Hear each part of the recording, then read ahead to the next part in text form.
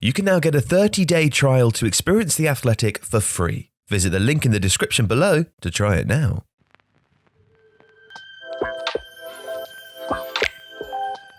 Hello, I'm JJ Bull and I'm an analyst for Tifo Football. And today we're going to talk about Trent Alexander-Arnold and why Gareth Southgate hates him so much and might not call him into his England squad. But before that, let me tell you about Tifo IRL. Hi, we're Tifo. You might recognise us as the animated football video people on YouTube. But did you know that we're actually real human beings? Look, there's a couple of us there. And to emphasise this point, we've decided to launch a new YouTube channel with a new approach. Welcome to Tifo IRL, where we'll cover all the football stories that you love and the teams that you follow. Still Tifo, but in real life. So we're going to do loads of videos like these ones we do with the tactics boards. All through the Euros, there's heaps and heaps and heaps and heaps of really, really cool things, and we'd love it if you would subscribe to that. On the Monday, there'll be a video there from launch of myself and Alex's Premier League team of the season, some odd choices from both, so hopefully you enjoy that. And yeah, please subscribe to that, stay here, throw a like, have lots of fun, do whatever you want. And also, if you hear any rumbling in this video, it's because we've decided to build a studio next to a building site, which is very wise. So let's start. The best place to begin is the beginning, and we're going to look at defensive positioning. So this is one of the things that gets levelled at Alexander-Arnold quite a lot, is that he's caught out of position, and this is sort of a natural thing to happen for a player who plays in a team like Liverpool. So we know that the two fullbacks in Liverpool's 4-3-3, they make these kind of forward runs because Liverpool basically transition into a 2-3-5 from their starting shape. So Robertson and Alexander-Arnold both do it, and they get into these positions wide of the pitch, basically. So we're going to move these guys up here like this. This is how Liverpool attack, or at least has been for the last few seasons. It's changed a little bit recently with Diogo Jota and some other bits and pieces. Fabinho here, and two guys here.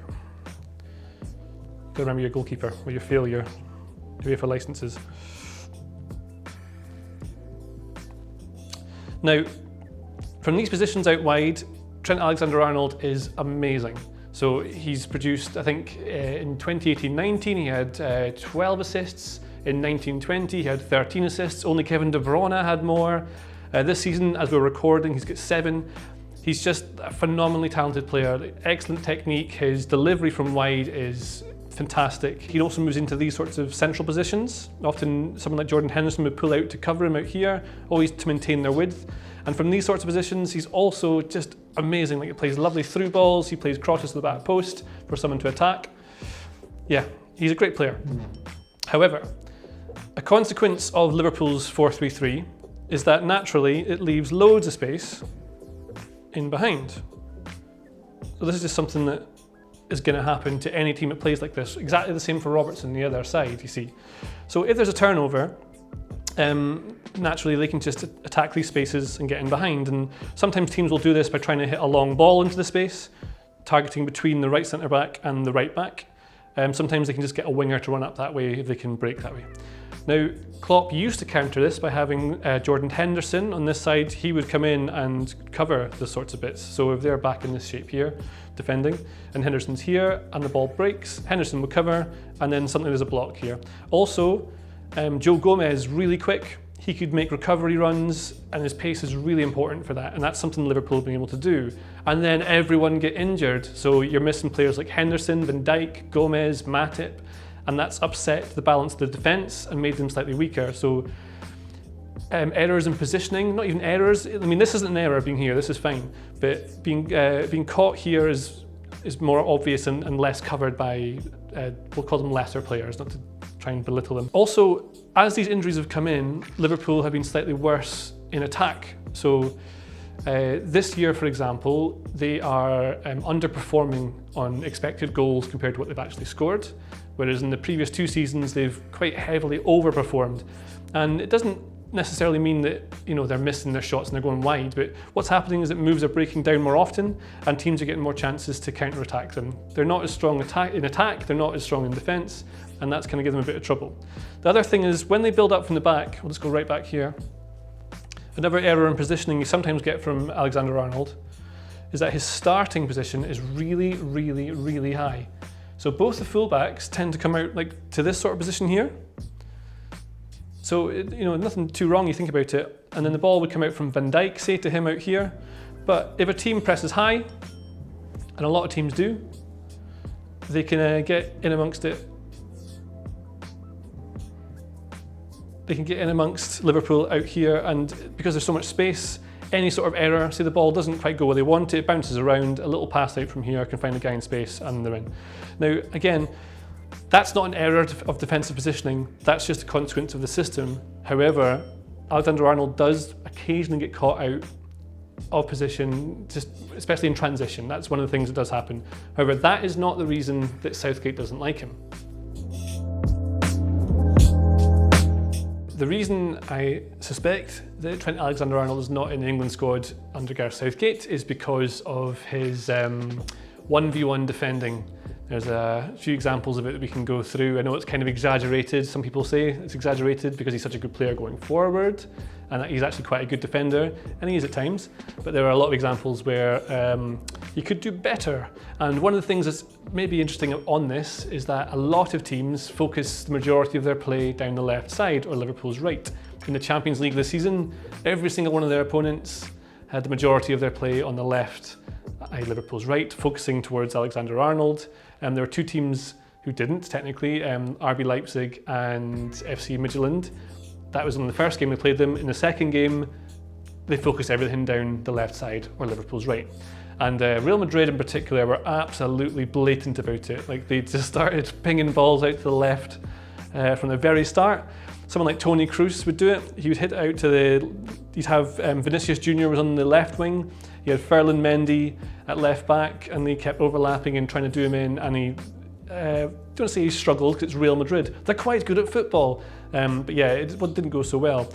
But it's not to do with the positioning, it is literally his, well not literally, it is his ability to defend 1v1, and they worked this out quite early on. So there's an example of a shot that Real Madrid took early in the game. So Lucas Vazquez came up on the ball on the right wing, and what's weird about this one is Marcus Asensio came in to the middle from his wide right position, and then Vinicius Jr. came out from the left into a sort of central position here, and one of the midfielders moved up here. So you had your three in the middle here, and you still have your players kind of protecting all these bits and pieces. One of the midfielders here, this could be Kroos, could be Casemiro, doesn't really matter. Anyway, what a lot of teams do against Liverpool, other than looking for that ball we talked about earlier, aiming between the centre back and the right back, is they also try and drag them over to one side by overloading play there and then switching. This is what Real Madrid did. Now, Benzema, who should be a centre forward, pulled out to the left into space because he knows that Alexander-Arnold's got to go with Vinicius. You can't leave him alone. So that's what he's done.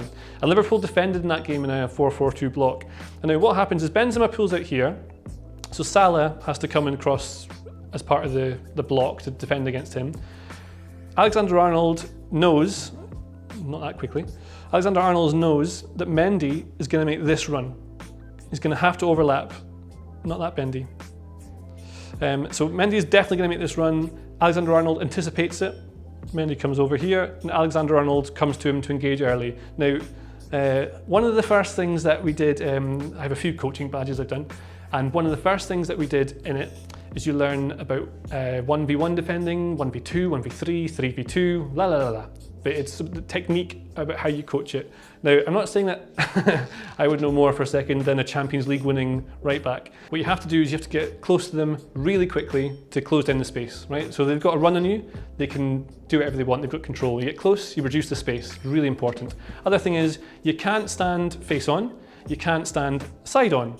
You have to be somewhere in the middle, and you want to try and show them to either down the line, so towards the wing, where they can put a cross in, you can block it, or you want to try and show them inside if you think you have defenders and your pals are all inside the pitch to help clear it up. So, if you show them wide, you're isolating them 1v1, you can try and stop a cross.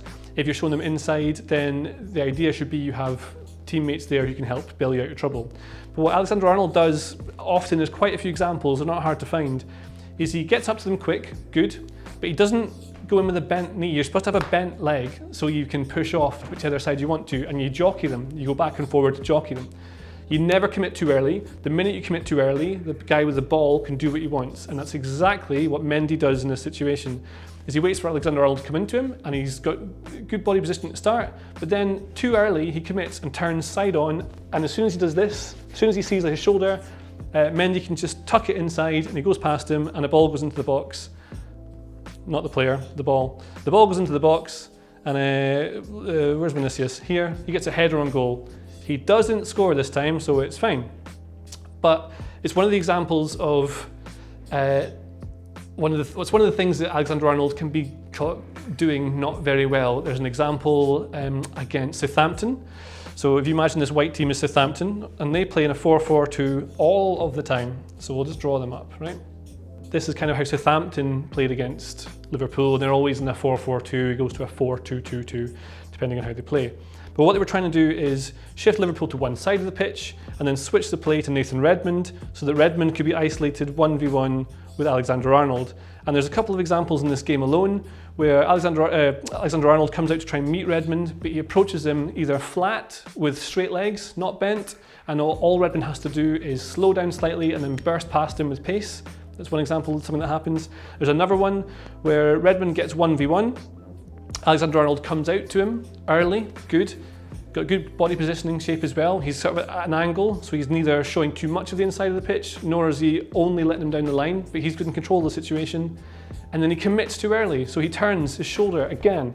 And Redmond, all he's got to do is make a little fake, cut inside, and the ball goes into the box, and they get a header on goal. So that example's Southampton, right? But there's quite a few, they're not hard to find. There's one of Matt Ritchie playing for Newcastle against him, does the same thing, a little fake to go past him. There are examples against Manchester City.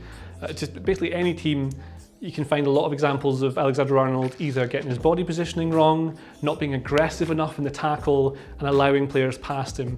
And that is the reason I think that Southgate is not quite so taken with him despite all the good he does up top, because it's too easy for players to go past him. Players like Wilf Zaha just can tear past him with little subtle drops of the shoulder because he's maybe not as strong on the tackle as certain others in the England squad. The thing is, you see, with Trent Alexander-Arnold, he is good. We keep saying he's good, and even the statistics, some of them show that compared to some of his England rivals like Kyle Walker and Reece James and others, Luke Ayling, he's actually quite good at making tackles and interceptions. The one thing he's let down on is being dribbled past. Now, per actual times dribbled past in a game or all season long, he's level roughly with like Kieran Tierney, who you think of as being quite aggressive, good in the tackle. He's been dribbled past fewer times than Andy Robertson, who doesn't get the same level of attention, but his percentage of being dribbled past is higher than his England rivals, and that's the big problem. The other thing, other than this being dribbled past susceptibility and the little errors in positioning and tackling, are that the way he plays is not really going to suit what England want to do, because Gareth Southgate, who has a very nice waistcoat, isn't the most attacking of managers, and in an international tournament that's kind of what you get. The teams who are most defensive tend to win. Think of teams like Portugal, they weren't really expansive when they won it, right? So if you play Kyle Walker at right back, what you get is someone who's got strong positioning but also lightning pace to make recovery runs, and you can play him as a right centre back too. So if England do transition to something like a right centre back, a three at the back, it means that their left back, who's probably going to be Luke Shaw, who is excellent going forward, can get right up the pitch, and that's really important. Same with Reece James, physically strong, big lad, good in the tackle, aggressive, also can play at right wing back, it's crucial, same as Walker.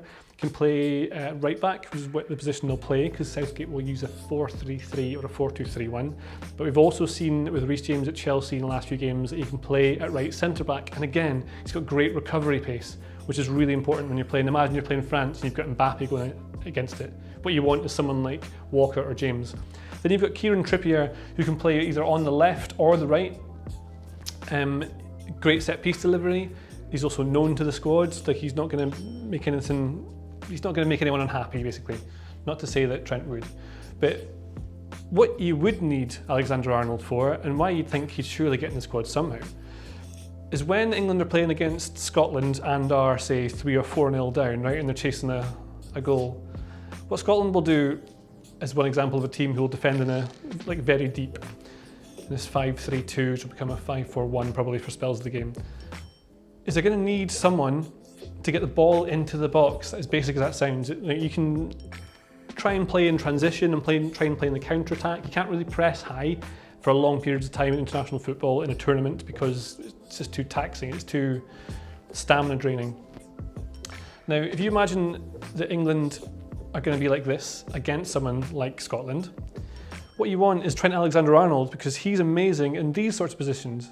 Like, if he can get a crossing from here, or even if he moves into midfield and can get balls in from these positions. Like, all of these sorts of balls are going to be so valuable because you've got people like Harry Kane, maybe Calvert-Lewin in the box, and this is where Trent Alexander-Arnold is. There's just no one really better than him. He's unbelievably good at making these balls into the box. But England are going to play with wingers. All their attacks are going to come from these attacking wingers, people like Phil Foden or Jadon Sancho or Marcus Rashford. And Southgate will want his fullbacks to be defensively solid. That's what he wants, is to have a stable back four, protected by a midfield with someone like Declan Rice. So it's all about not being conservative, but making sure that your team is well protected.